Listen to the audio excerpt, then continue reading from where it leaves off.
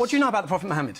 We've established nothing. You are ignorant. I know that you're deliberately insulting people. What do you know people about the Prophet? How am I insulting people? Who have deeply held religious beliefs. And if they're in you flouncing the Quran around in your hand in that disgraceful manner is outrageous. This book is the reason we're in such a mess. No. That's a reality. No, we're in this mess because people take Islam, they are terrorists, and they abuse the nature of Islam and the wording of Islam, and they perpetrate evil, and it is completely wrong. For you to try and claim that the vast majority of Muslims, who are decent, law-abiding people, to try and abuse and mock their faith and their holy book is an outrage. Their holy book. When you talk, okay, so when the sacred months are passed, slay the non-Muslims wherever you find them and take them captive and besiege them and prepare for them in ambush.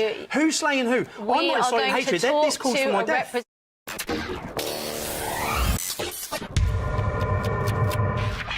Welcome back to the Alex Jones Show. Owen Schroyer, David Knight, filling in for Alex today.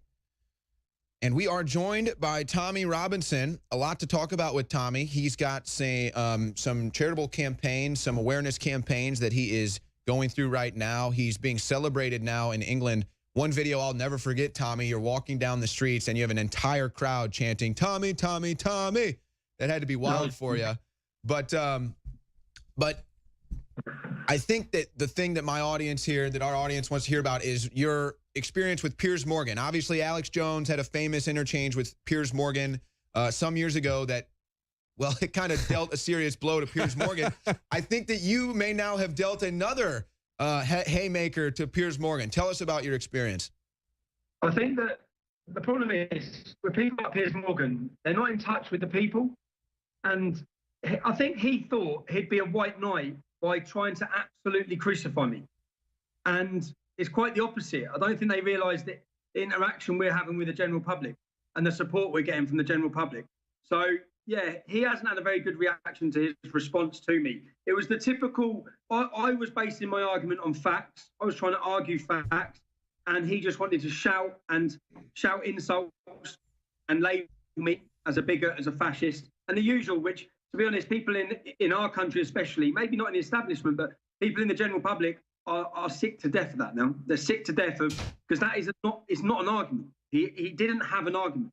And that's what he did here in America, too. He came to America, and he decided with his American show that he was going to tell us what we didn't know, that we needed to give up our guns and turn them in and not have the ability to protect ourselves. And he would run one program after the other until he ran his program into the ground. And what he'd do is he'd have people on who were very articulate, effective spokespersons for the rational reasons as to why we should be able to protect ourselves, not only constitutional reasons, but also pragmatic reasons. And he would just talk over them. He wouldn't let them get a word in edgewise. That was his strategy. That's why when Alex went on and he just shut him down with his 1776 rant, that was the perfect way to handle Piers Morgan. I remember his rant. I remember Alex's response to it. But I was sat there, and at first I tried. At first I thought, right, I'll try and see if I can. And the longer I sat there, the more he was talking. I wasn't getting a chance to talk. And I thought, unless I try and shout back, unless I try and argue back over him and talk over him, I'm not going to get a chance to get him a point across. And to be honest, with Piers Morgan's background in the UK, with what he's been involved in hacking of dead children's phones. Yeah. Okay. He was involved in the doctoring of photos, which were put on the front page of his newspaper at the time, which brought our armed forces into disrepute. It destroyed their reputation because it was pictures that were doctored to make it look like our armed forces were torturing people in Iraq. So he's a man whose morals go completely out the window.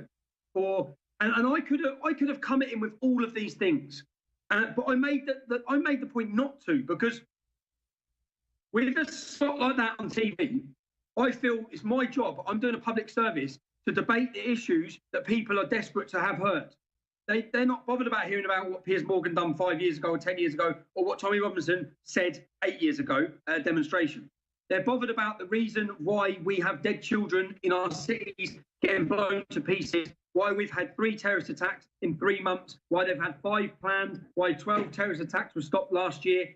That's what they're bothered about. They're bothered about finding a solution to it, about having the debate about it. But all Piers tried to do was shut that down and stop it. You know, that is the fundamental difference right now in the two diametrically opposed sides right now on planet Earth, where You're coming at the issue saying, here's the issue. This is what people want to hear. You're tuned in. You're locked in. You're engaged with the people, where Piers Morgan still has this dinosaur train of thought that I think most mainstream media has, where they think the people want to hear you complain. They think the people want to hear you say, this is how we're bad. This is how we need to be better. This is how we need to be more tolerant. This is how we're racist. This is how we're sexist. This is how we should be better. This is what's wrong with us.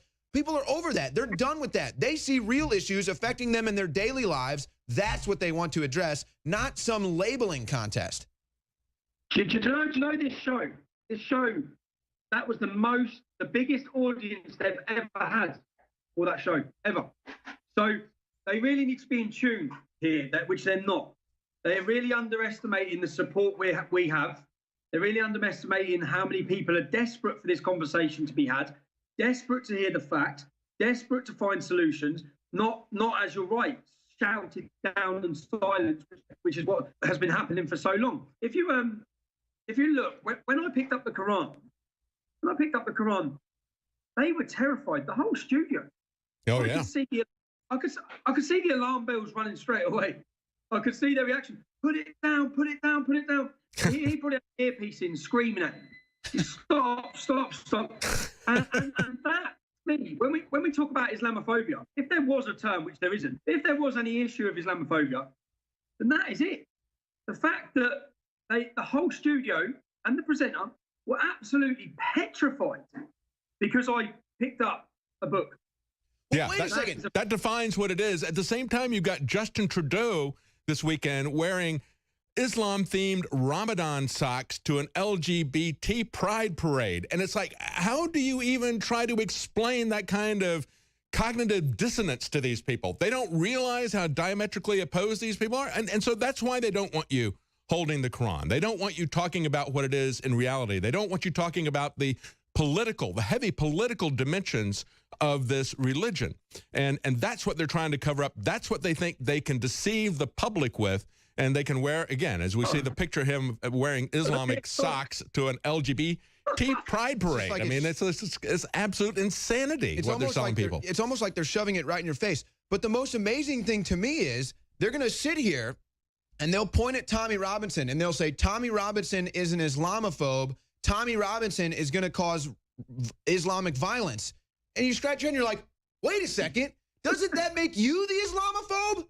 How are you not the Islamophobe if you're the one that's afraid of these people committing violence just because you're talking about it? I mean, this is the reality we're living with. Tommy, I know that you're actually running some charitable campaigns right now. You want to raise some awareness. You're trying to look for solutions. You're trying to bring the community together. Tell us about these. So we're running one campaign called Justice for Chelsea. Now, Chelsea was a young mother of 3 who was on a night out with her mother. She was in a room. She was by Syrian refugees. She was violently beaten with injuries. Hey, you know what, guys? Let's give this a second for this connection to restabilize, because he was explaining this. JusticeForChelsea.com. If you guys could pull that website back up. It started breaking up on you, Tommy, when you were talking. Yeah, start over, Tommy. Go ahead. Okay, mother of 3. She was out with her mother, and she was gangbanged by Syrian refugees. Now, the police arrested 6 men. They found 2 of their DNAs on her and in her. And from this, the police support no further action has been brought. Really? So man. We've then launched a campaign, because no one even hears about these stories. We've launched a campaign where we told her story. We interviewed her. It went viral in the UK, and we've held demonstration after demonstration. We've gained over 100,000 stickers. We've now some of the UK's best lawyers to go against the police on this, to challenge the Crown Prosecution Service's decision not to bring any charges. And obviously, the campaign we're running on the website is for people to donate to help us with legal costs and hopefully bring justice for this young English mother of 3. So that's the theme that we continue to see over and over again. Just as we had this recent terror attack where they had featured these people as the jihadis next door, but they refused to do anything to protect the British people, and they refused to do it even after an attack. That's what's so amazing about the government there. And of course, as you know, just like we see here in America, it's both parties that are involved, the key parties. It's conservatives as well as Labour that are standing down and not doing anything in the UK, just as we see the same thing happening here with Republicans and with Democrats. Well, we've had, as you know, in the UK, we've had conspiracy of silence between political leaders, religious leaders, and police leaders. Facilitate the rape of our women in towns and cities like Rotherham, across our whole country. Now, what's happened with Chelsea is, and we don't know yet because we're having to hire private investigators to find who the men were, because maybe, just maybe, these men were part of a government program. Now, maybe, as they're arrested for rape, maybe that's why this has been shelved. Maybe that's why they have not been prosecuted. That's what we need to find out. Why? Why these men? It's quite clear. I actually went and I contacted, on the video we done for the Justice for Chelsea campaign, I contacted an eyewitness who didn't know Chelsea, who saw her running from the house naked, without her clothes, and being dragged back in. Her clothes that she wore out that night have still never been found. So these are campaigns where this can't be happening to women in our towns and cities. And this isn't just, we're about to launch another campaign tomorrow, similar, where in the same city as Chelsea, a young English businessman, on the front of his shop, he put "Don't Fund Terror, shop at Fletcher's." 7 times the police visited him in 2 weeks. 7 times asking him, telling him, warning him that he needs to take down the sign that says "Don't fund terrorism." Now, because he said no, they then looked and got the council involved to take away his licenses to sell alcohol. Wow. To affect his ability to provide for his family. Now, this is bullying. This is what goes on across our whole country. Now, since this, again, this does go live tomorrow. We got to go to a break. Our guest, Tommy Robinson, is on Skype right now. We're going to have him back for the other segment, but that is amazing. Shutting down a shop, it didn't say anything except "Don't fund terrorism." It doesn't allude to who the terrorist might be or anything. It just says "Don't fund terrorism." Well, that's